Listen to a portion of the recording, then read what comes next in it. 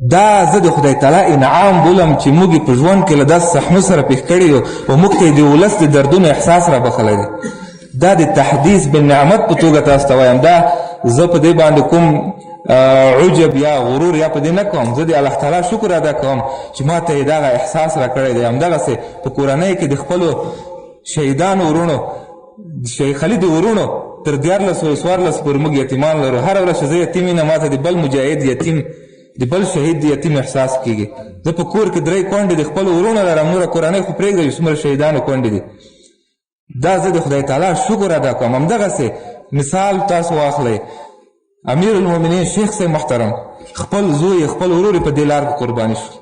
نو یو مجاهد اگر که هغې ته د مشرانو توجه نه وي چې مشر به چېرته مصروفیت لري، یو مشکل به وي، یو بل کار به وي، باید په دې بې باوره نه شو چې مشر غولېدلی دی یا ورسره د شهید احساس نشته یا ورسره د یتیم او د کونډې او د زخمي او د زنداني او د مجاهدینو احساس نشته.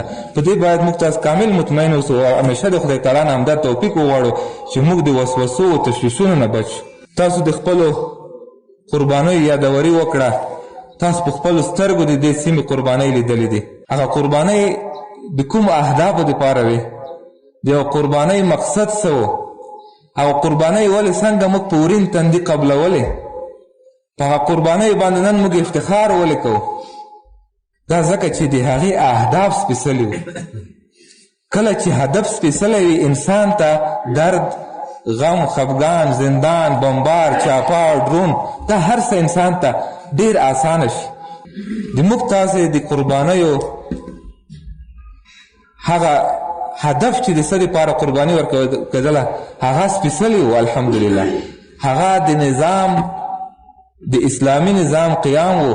د هغې هدف منصب نه و، د هغې هدف چوکۍ ته د موږ رسېدل نه و، بلکې د هغې هدف د موږ عقیده، د موږ ناموس، د موږ دین، د موږ وطن، د موږ خاوره، د موږ د ولسونو حقوق، د هغې حفاظت